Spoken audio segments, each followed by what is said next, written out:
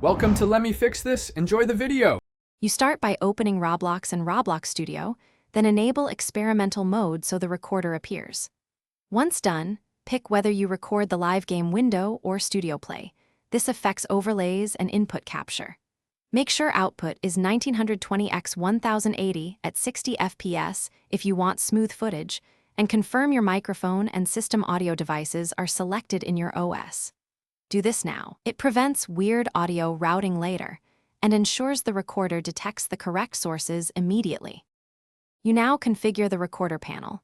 Select H, 264 for broad compatibility, and pick a bitrate between 10, 000 and 20, 000 kbps depending on motion. Next, enable game capture and cursor capture so inputs are visible. Toggle facecam if you need picture-in-picture. Test audio levels by recording a short 10-second clip and adjust mic gain so voice sits above game sound. Also set a fast SSD folder as the save path and enable. You hit the record hotkey and watch the overlay for dropped frames or overheating indicators.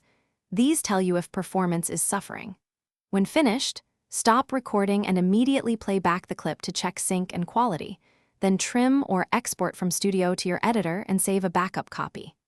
If you encounter stutter or audio drift, lower the bitrate or change to 30 FPS, close CPU-heavy apps, and retest, a quick fix that often restores smooth recordings without changing your content plan.